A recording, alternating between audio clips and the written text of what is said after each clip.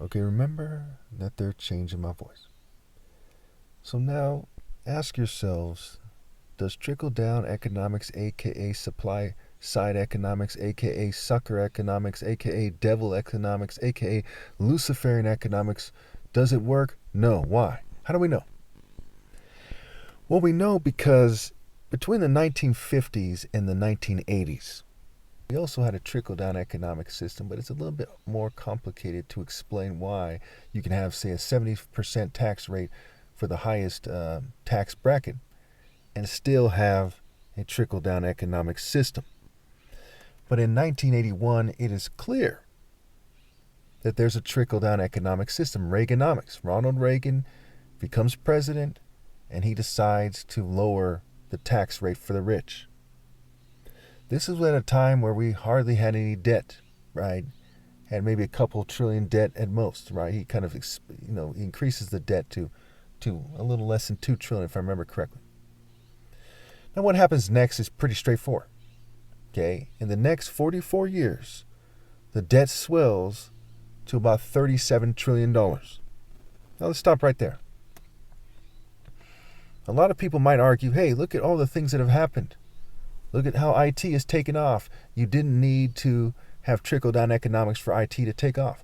Look at all the business expansion that we've seen. That didn't need to happen either. Okay? There's no reason to believe that people can't throw in together and create businesses and expand them. If the government can't, give loans to businesses and get them paid back in a reasonable amount of time and for businesses to expand, there's no reason to believe a lot of things. Okay? For example, startup companies. The other businesses wouldn't start up, okay, and become competitors with those businesses. So instead of having one Amazon, you'd have like 5, okay, and they'd all be smaller, right? But together they'd equal one Amazon. Pretty straightforward. Now, if we didn't have a trickle-down economic system, what we wouldn't have is $37 trillion in debt. We'd have maybe $5 trillion. Now, if Trump adds another 8.8 trillion or so to the debt, which he's lined up to do, maybe even 9 trillion, will be a record amount of debt.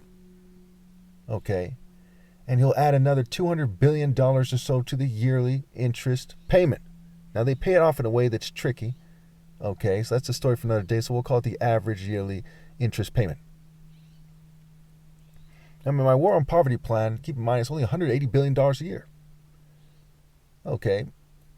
And they're going to add $200 billion to the yearly interest payment on the debt, while the debt is going to keep growing. That is a result of trickle-down economics.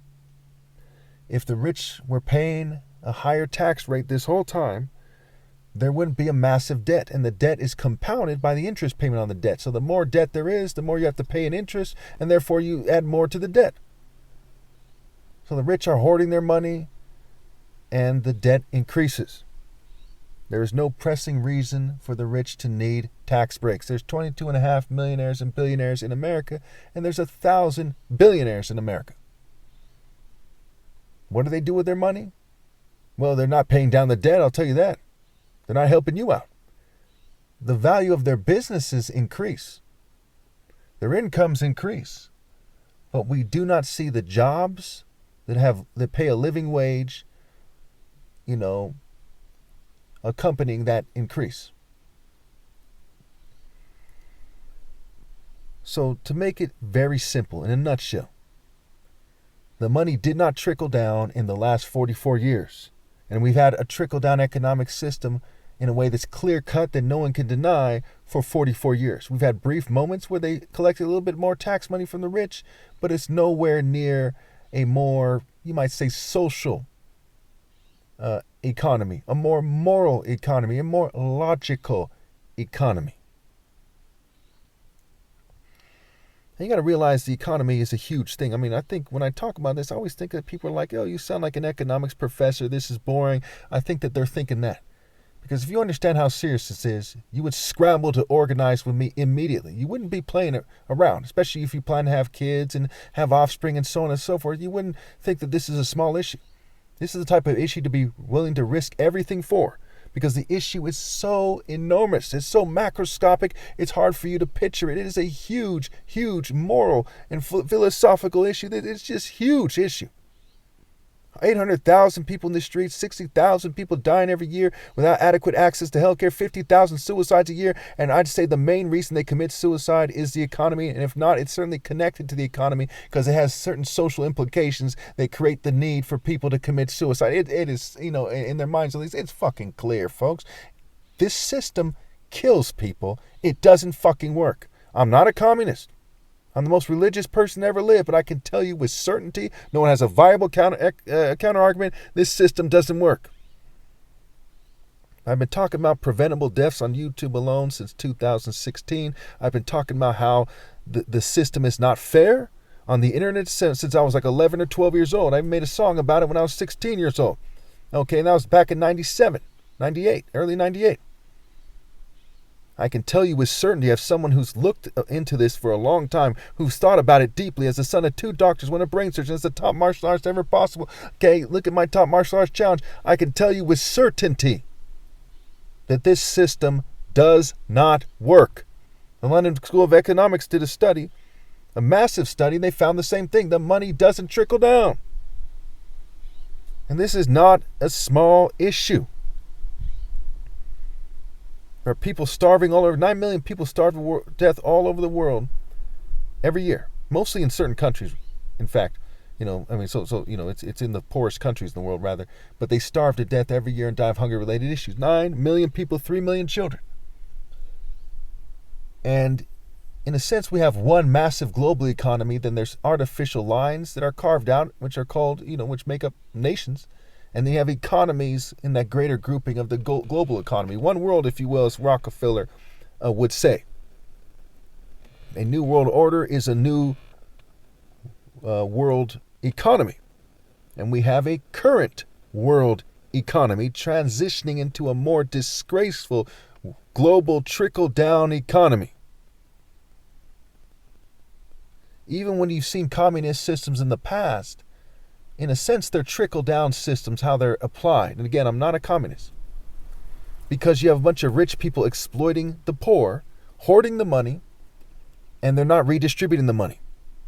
There isn't a country on this planet that isn't capable of housing and feeding everyone in the country. Even countries that have a large amount of desert.